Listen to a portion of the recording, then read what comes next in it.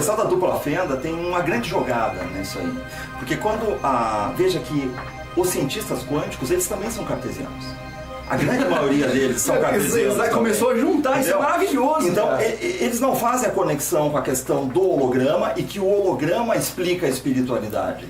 Na verdade, agora, quando você gerou mais dúvidas interpreta a questão da dupla fenda, você tem que analisar isso para você tirar o grande suco, digamos, desse limão aí. É você analisar, e eles analisam a experiência da dupla fenda como: eu estou jogando elétrons e de repente o elétron virou onda. Exato. Por causa de um observador. O raciocínio tem que ser inverso. Tem que ser assim, nunca teve elétron. Tudo que tinha era luz. Porque se é um holograma aqui, não existe matéria, não existe elétron. Existe luz. E a luz é o que se chama colapsada. Quando você olha, por exemplo, o espectro eletromagnético, que é o espectro da luz, você vai encontrar, quanto mais você sobe no espectro eletromagnético, você vai ver que você está falando de ondas que têm frequências cada vez mais altas. Sim. E uma parte desse espectro é o que a gente chama de luz visível.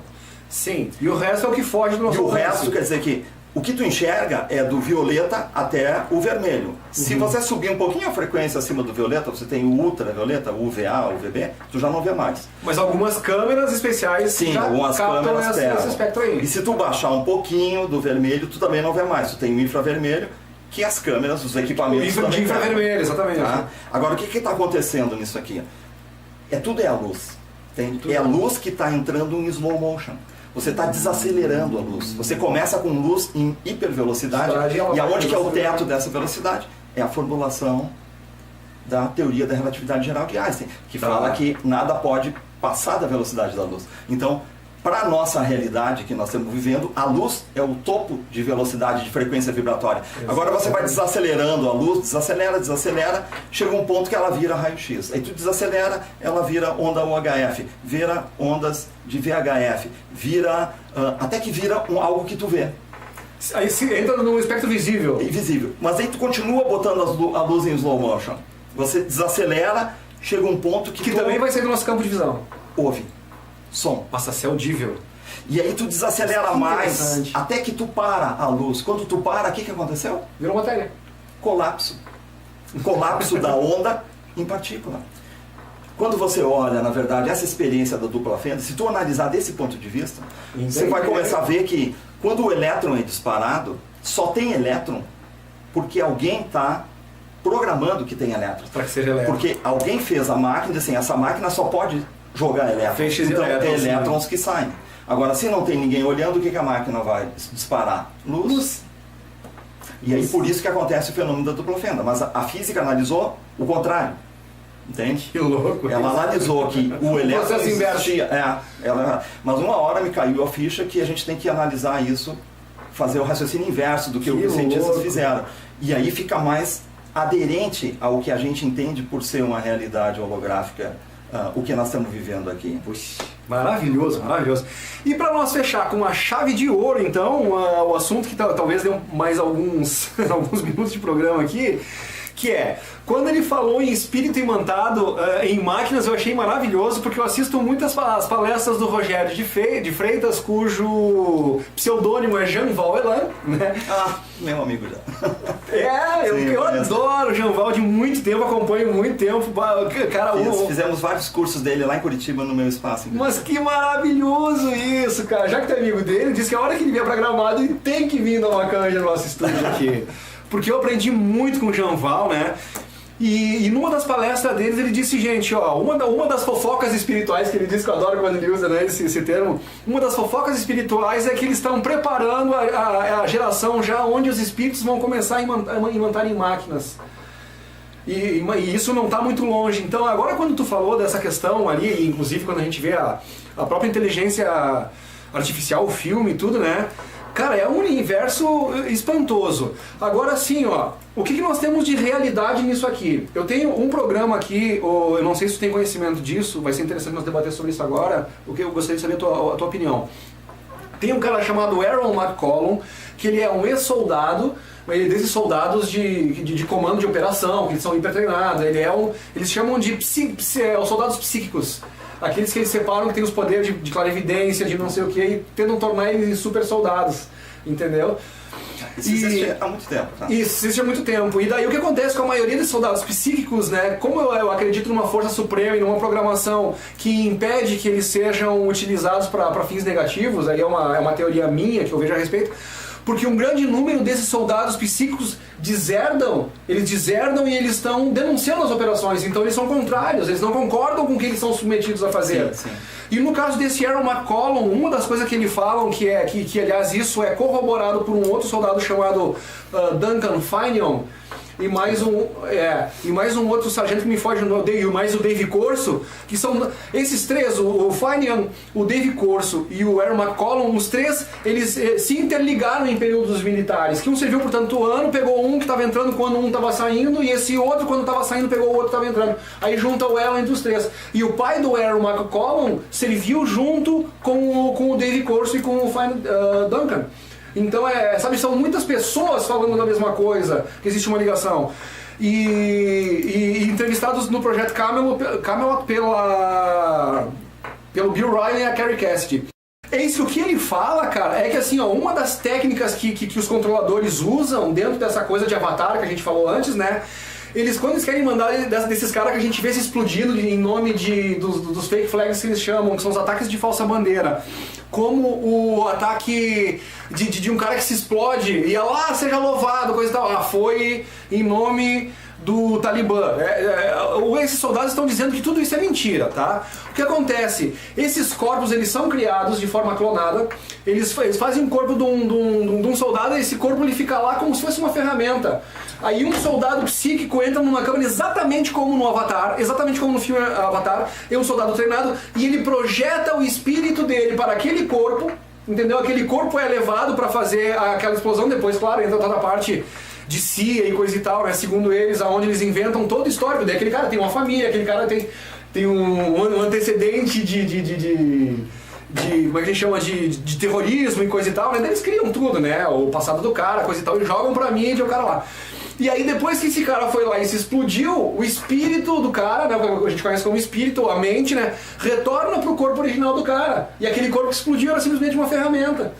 Um robô, tu entende? E ele tá falando que isso tá acontecendo há muito tempo e eles usam. E aí quando tu vê os soldados, né, dando esse tipo de declaração num programa sério como é o do Projeto Camelot. E quando a gente vê isso sendo corroborado por diversas pessoas que são dissidentes, que eles são contrários a tudo que está sendo feito, né? E aí quando for pensar no Bob Jean, no Sargento Clifford, cara, eles vão engrossando o caldo e é muita gente falando sobre isso para tu começar a achar que é viagem de um cara só.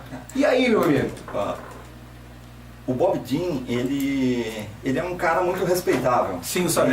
Ele é um senhor, ele deve ter 80 e tantos anos, assim, né? Dificuldade de locomoção. O Bob Jean foi um dos que começou a falar. O Bob Jean era um projetor, na verdade. O que eles chamam de projetor, né? É um soldado psíquico, são né? Pessoas Exato. Que a gente acha que são coisas muito recentes, mas não. E o líder dos Old Boys. Os Old Boys. Né? E a Rússia estava investindo muito nisso, os Estados Unidos investem até hoje muito nisso. Então a gente não tem nem ideia do que MK Ultra, por exemplo, né? Desde a história do MK Ultra e tudo. Mark Ultra. Eu aprendi uma coisa, tá? Que eu não duvido de mais nada. Entendeu? E quando esses caras começam a falar, e é aquela história que diz assim, tinha um amigo meu que dizia assim, ó, quando dizem que a vaca é malhada, pelo menos uma mancha ela tem. Ela deve ter. Boa. Então assim, ó, se tu me perguntasse assim, ó, você sabe de alguma coisa que isso é possível dentro da tecnologia que nós temos hoje? Eu não sei, eu desconheço. Claro, secreta, é evidente. E se alguém descobriu isso, está mantendo isso, digamos, a 7 chaves. Né? Para controlar, né? Exatamente. Ferramentas controladoras. Mas há 10 anos atrás, a NASA dizia, por exemplo, que o único empecilho para eles irem a Marte não era a tecnologia. Era o câncer. E que eles só poderiam ir a Marte depois que eles descobrissem a cura do câncer, porque esses astronautas iam ter que ficar 4 anos num ambiente, no mínimo 4 anos, num ambiente extremamente propício a desenvolver câncer radioativo, sendo bombardeado por nêutrons e coisas assim. Exato. Tá? E ano passado, ou no retrasado, a NASA já tinha anunciado que em 2020 eles vão aproveitar a passagem de Marte e Terra e vão, então, fazer a primeira expedição humana até Marte. Perfeito. E estão contratando os astronautas já. Sim. E o que aconteceu com aquele papo do câncer? Sumiu aquilo da história. Ninguém mais fala, mas entre esse período, desses últimos 10 anos, você começou a ver a nanotecnologia explodir, né? Os que eles chamam de os biobots, que são nanorobôs programados, onde você poderia programar um robô desse perfeitamente para andar pelo corpo de um astronauta procurando qualquer tipo de célula que não esteja catalogada e eles promover a destruição dessas células. Então, eles descobriram. Sim. Pode acreditar que eles descobriram. E eles estão quietinhos, por isso que a missão saiu. Né? Mas tudo isso vai passando assim desapercebido e assim como eu estou dando esse exemplo para você, né? Muitas outras coisas também eles vão descobrindo e nós vamos ser os últimos a saber. Claro. Porque isso só vai chegar, digamos, vai bater nas nossas portas aqui o dia que eles tiverem algum interesse comercial, ou algum interesse de controle. Ou quando eles tiverem tecnologia muito superior a essa, a ponto de poder liberar essa que eles têm. Né? Então, eu desconheço, eu não, dentro da minha concepção, eu não consigo conceber que ainda alguém consiga fazer isso. Tu entende? Por causa que a hora que tu conseguir sair com a tua mente, você realmente assumir um outro corpo biológico, né? Você estaria prestes a conseguir sair da Matrix aqui. Pois é. E acho que isso, os administradores da Matrix, que a gente chama do mundo espiritual, estão trabalhando para isso não acontecer. Eles não querem, na verdade, que a gente saiba. Claro.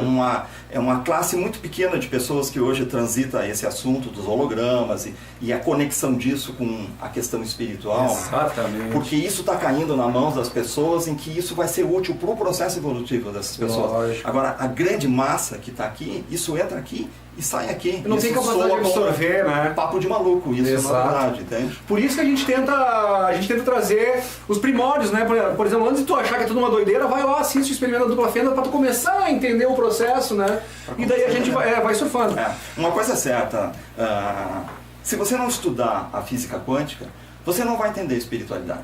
Não vai Uma coisa entender. depende da outra, né? E hoje você já vê, por exemplo, entidades como as entidades de Robson Pinheiro, gravando vídeos, já falando com os jargões e com os entendimentos da física quântica. Você vê, por exemplo, aquela entidade que um preto velho, é o Pai João de Aruanda, tem um vídeo que o Robson fez, em que ele fala uma coisa fantástica, cara. Ele está falando de emaranhamento quântico. Ele diz assim, você perdoar não é uma questão de bondade ou de espiritualidade, ou que tu desenvolver um sentimento bom. É uma questão de inteligência, cara.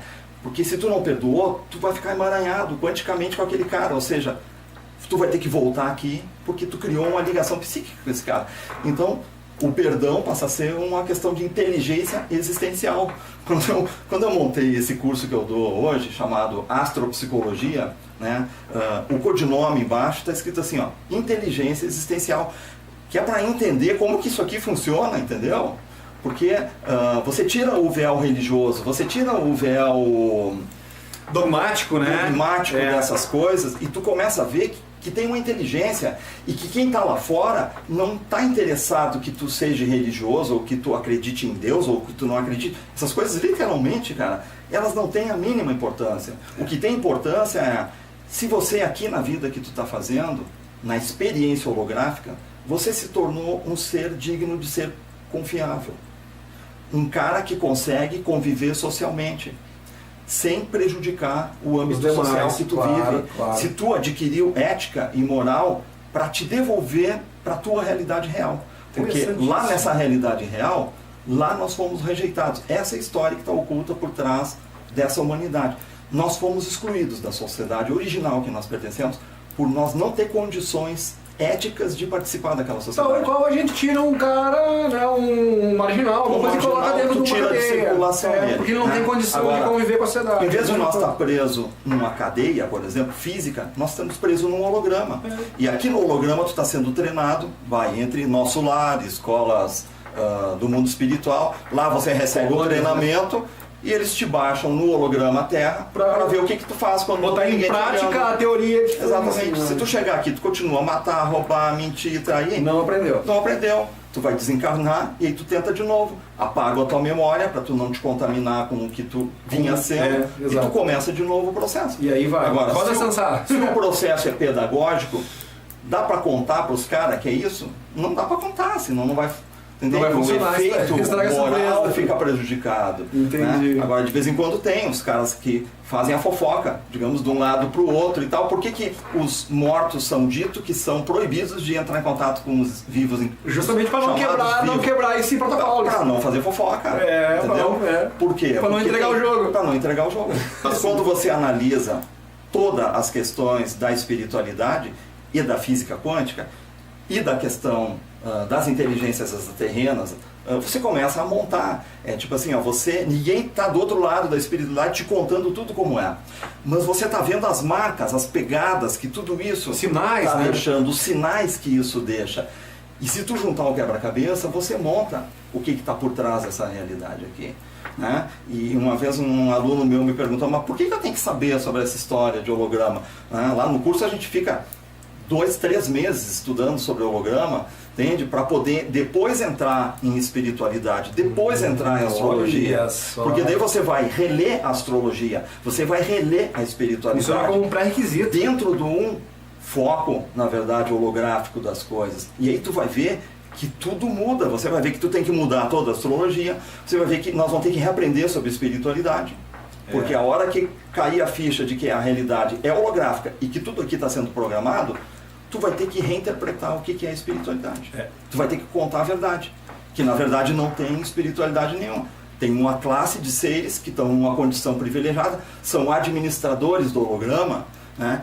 E esses seres, eles são tão importantes quanto nós. Eles não são melhores do que nós, nem mais importantes. Nós é que estamos numa condição desfavorecida. Entendi. Então, nós vamos parar de adorar essa espiritualidade, nós vamos ver ele como parceiros, na verdade, irmãos cósmicos, de uma cura que está sendo feita para nós aqui. Fantástico! E aí a gente começa a aproveitar melhor, digamos, o que a gente está vivendo aqui. Você vai ver que aquilo que está nos ditadinhos populares, tipo, o crime não compensa, é uma super verdade. Muito inteligente, né? Além de tudo a história toda é muito inteligente. E é muito... é como tu tá numa tela de trilhões de pixels de resolução. Você não consegue, por mais que a quântica possa dizer que a realidade é holográfica, que tudo isso aqui possa ser programação, a hipótese da simulação possa avançar muito mais do que o que ela já é hoje. Ainda quando você pegar aqui nessa mesa, tu vai continuar sentindo ela. Sólida. E isso é insuperável. Entendeu? O grande aprendizado disso não é nós fugir do holograma, é nós reinterpretar a forma de viver aqui dentro. Reinterpretar a relação com a espiritualidade que tem que ter aqui dentro. Excelente. Entende? Porque daí eu acho que vai começar a acontecer cura. Entende? Porque para mim, cara, conhecimento, informação é o que cura, na verdade. O que nos cura. Quando você vai para uma mesa apométrica e tu tem um obsessor e você baixa o obsessor no corpo do médium e aquele cara tá ali, ele tá perseguindo alguém que está vivo, encarnado aqui, dizendo assim, esse cara é um desgraçado, ele está raivoso, aquele padrão negativo, aí tu né? pergunta, mas por que tu tá querendo matar ele? Então, porque ele matou ele te conta a história dele, aí tu começa a ficar com vontade de matar o cara também que ele está obsedando, né? Mas aí você chega para ele e diz assim, mas amigo, veja só, se você foi um escravo, vamos supor, e esse cara é do senhor de engenho que matou você, tua família, teus filhos, por que será que tu estava na condição de escravo? Tu permite que eu faça uma regressão de memória em ti e te leve para as tuas vidas anteriores ao que tu era escravo, para ver o que tu estava fazendo? Aí você regride o cara e ele era merecedor daquela situação. Ele era um escravagista que teve que virar escravo. Aí ele muda, como é bom fazer para os outros, ó, viu? Não faça isso. Aí quando você dá a informação, o indivíduo sara. Ele cura, ele diz assim... Nada como sentir na própria carne. Então, quer dizer que eu estou aqui, mas eu que estava trazendo então isso aí. Tu estava trazendo isso. Então, quem sabe agora, nós vamos te devolver para os administradores do sistema, a gente chama de mentores, de espiritualidade, de nosso lar, de ordem das Marias, de tudo que é coisa a gente chama. Nós vamos te devolver para lá, eles vão te levar para outra zona orbital e de lá eles vão te jogar de novo para cá e tu continua o teu processo. Aonde tu tá estacionado. Os gnósticos falam sobre os arcontes, né? E por aí a gente estava falando sobre isso. Exato, ou seja, começa a entrar definições diferentes, assim, né?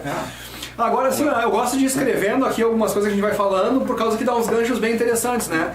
Só antes, assim, bem rapidinho, quando tu falou, o interessante é que tu falou um monte de nomes interessantes, que nem Bob Dean, Sargento Clifford, aquela turma toda, os Old Boys, né? E quando tu falou na NASA, diz, não, porque até o que a NASA divulga. Cara, eles têm assim, eles têm horror à NASA, né? Ou para não dizer nojo, para não dizer uma ojeriza ou qualquer coisa do gênero. Por causa que eles dizem assim, que a NASA é o teatrinho pros desavisados, como eles dizem, né? Porque enquanto a gente fica achando que na NASA é o que tem de mais avançado tecnologicamente, eles dizem assim que os PES, que são os Programas Espaciais Secretos.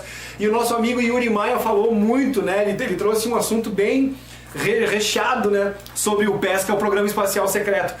Então, o que o Bob Dean, o Sargento Clifford, o Aaron McCollum, o Final Dunn, o Dave Corso e tantos outros, o que eles falam é que dentro desse Programa Espacial Secreto a NASA é uma piada. O que a gente acha de mais fantástico e surpreendente a nível de avanço tecnológico é uma piada. Diz que assim, o que eles têm de tecnologia dentro do PES, que é o Programa Espacial Secreto, que é o top acima de top secret que eles dizem, cara, é absurdo. É absurdo, é o que faz muitas das naves que o pessoal tá vendo por aí, já é a tecnologia nossa, de engenharia reversa, então no Pentium, da tecnologia do próprio Tesla, a antigravidade, eles estão dominando tudo isso aí. Diz que os experimentos de antigravidade oriundos das pesquisas até do próprio Bob Lazar, de engenharia reversa, coisa e tal, foi dominado em 58. Em 58 eles começaram a conseguir fazer os objetos flutuar, e nós estamos em 2018, meu amigo, faça suas contas. Então, o que acontece? A NASA, quem são as vedetes da NASA? A gente diz assim, não, as vedetes são os astronautas que vão para o espaço. Esses caras eles são os mecânicos. Exatamente, entendeu? Cara. Porque isso aí é que nem diz assim, quem é as vedetes do panorama político? É o presidente, é o Barack Obama. Mas que? Não. Tá muito acima disso. Na verdade, esses caras são só um front-end da coisa. Exatamente, lá por trás existe cara. o grande, digamos, o governo oculto que está por trás. Exatamente. Por trás da NASA existe tecnologia que não aparecem, por isso não podem ser cobrados. Que nem os presidentes muitas vezes sabem, porque o presidente entra e sai. Mas os caras que controlam o mundo tecnológico e o mundo político, o mundo econômico, esses caras estão sempre lá atrás. Sim. Eles são sempre os mesmos. Sim. Então, na verdade, a gente não sabe, nós nunca vamos. Se eles não quiserem que nós sabemos essas coisas, nós não vamos saber. A gente poderia também, estender os braços dessa conversa, né? Onde é citado todos esses soldados denunciantes que nós falamos, falam muito sobre os Majestic 12, né? Sim, os 12 majestosos, que foram comandados pelo James Forrest, que era o secretário de segurança lá antes do Eisenhower, né? MJ-12 é a sigla que isso, me fugiu o presidente agora, o nome do presidente, mas eu falei muito dele aqui, do Truman. Né? Isso tudo aconteceu na época do Truman. O Truman cria os 12 majestosos. Na verdade, ele incumbe o James Forrestal, né? E quando esse James alguns dizem Forrestal, não sei como se pronuncia direito. E quando esse cara, que ele era um dos 12 majestosos, na verdade foi ele começou com ele chamou mais os outros 11, ele era o integrante. Só que ele achava que a verdade OVNI devia ser divulgada para o mundo. E os outros todos que eram cientistas, que eram militares, começaram a visualizar o ganho, a supremacia bélica que eles poderiam ter com essas descobertas e resolveram não. O que eles fizeram? Mataram o James Forrestal. Por causa que dizem que ele se jogou lá do 12º andar do hospital psiquiátrico. Coisa contada. Claro que é mal contada, né? Isso é a mesma coisa que aconteceu com os Kennedys. Isso, aliás, existem documentos que vazaram, que dizem que foram justamente esses próprios os 12 majestosos, né, que organizaram. Tudo isso tem um ar de tão inacreditável que isso cai, digamos, no teoria da conspiração. Cai no domínio público. Eles não se preocupam nem de querer justificar, porque isso naturalmente perde a credibilidade, porque ninguém ninguém tem estômago para acreditar que um governo poderoso pudesse fazer isso, né? Fazendo isso, né? É que nem diz o David Icke, ele diz assim, você não faria isso, eles fazem isso, você não faria isso. Muito bem colocado, cara. Muito bem colocado. E a outra palavrinha que eu coloquei aqui, que é muito interessante, é sobre a técnica do Ho Opono Opono. Quando tu falou aquele esquema do perdão, que a gente tem que saber perdoar para nós se livrarmos do emaranhamento quântico, né? Tem um havaiano, um mestre havaiano, eu não vou lembrar agora o nome porque são assuntos que a gente vem surgindo agora, então a gente não trouxe todos, né? Mas nós temos esse livro lá em cima, eu já fotografei, já fiz um programa sobre esse livro, dando esses nomes todos, né?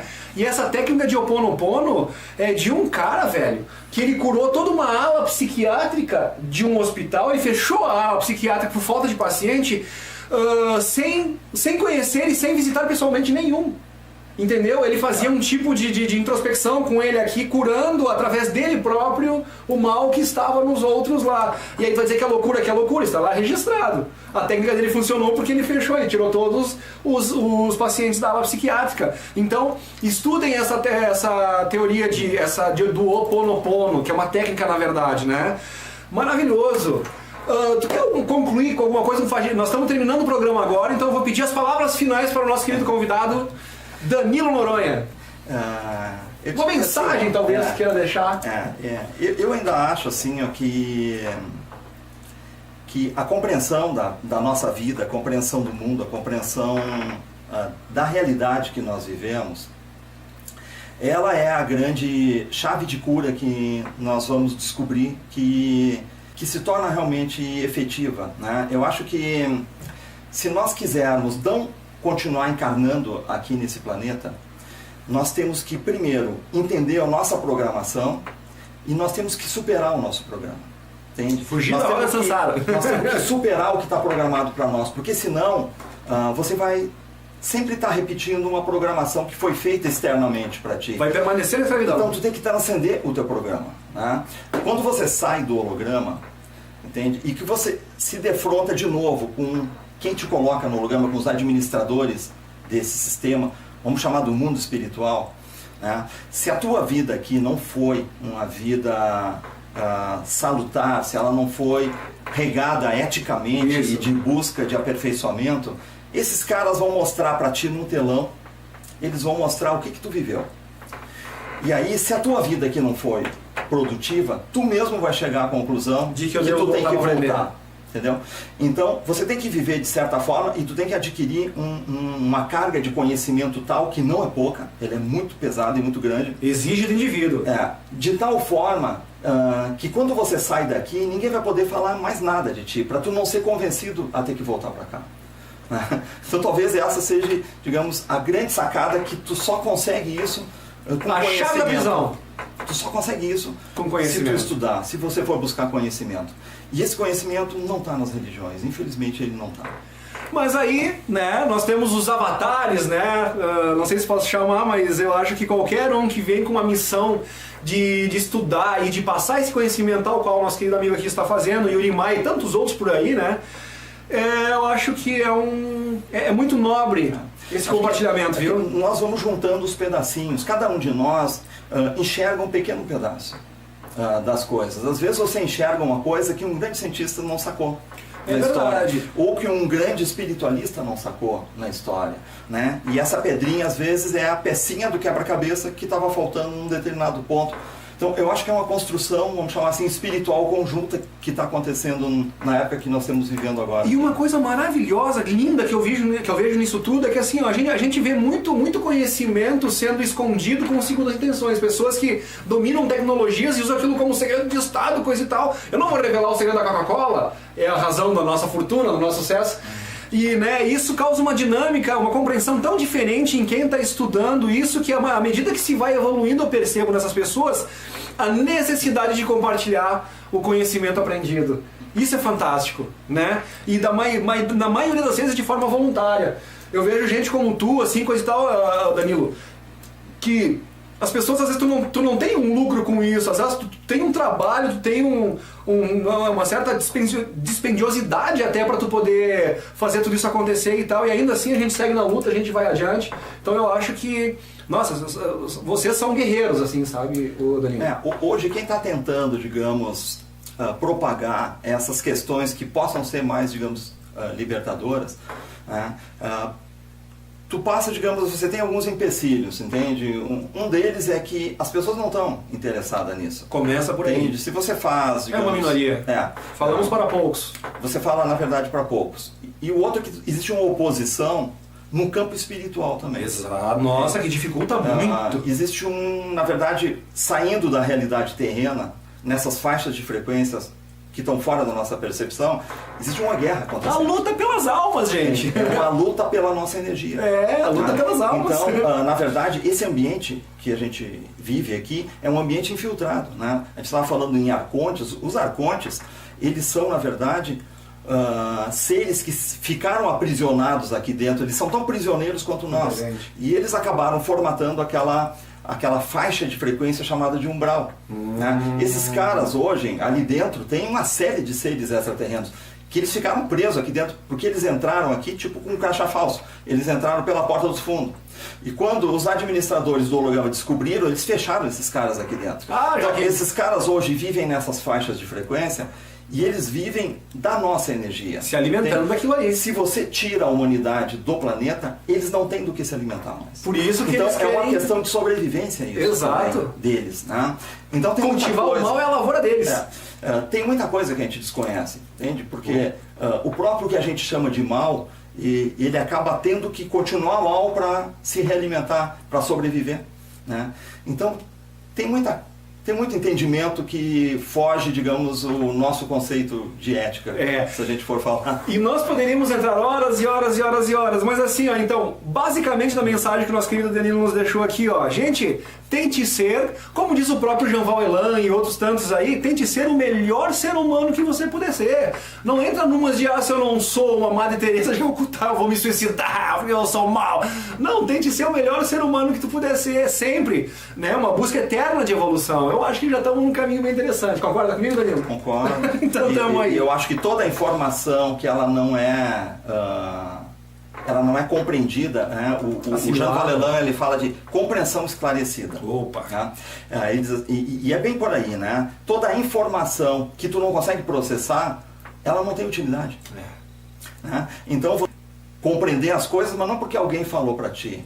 Você tem que estudar para entender. Querer assimilar, querer digerir o seu significado. Você criar uma espécie de autoconvencimento que é daquele jeito ali. Show de bola, maravilhoso. Então, por isso que tem que estudar, não tem não tem que ir atrás de quem está buscando isso, de quem está levando isso. Eu tento levar isso dentro daquilo que eu posso, dentro daquilo que eu conheço. É verdade. Né? E tá cheio de pessoas e cheio de canais para a gente desenvolver isso. E o conhecimento não cai na cabeça das pessoas. O indivíduo tem que acender a informação. E dessa forma a gente se despede aqui, gente. Maravilhoso programa de hoje, foi estimulante, né? E eu estendo aqui o convite para, eventualmente, quando ele vem pra cá. Na última vez que tu teve, a gente não conseguiu se encontrar, né? Era para nós ter gravado um programa aí. Todos os meses aqui a gente pode... Mas no próximo, de novo, estaremos com Danilo Noronha. Muito obrigado, Danilo. Muito obrigado. Gratidão, irmão. Gente, beijão, até lá. Alto astral.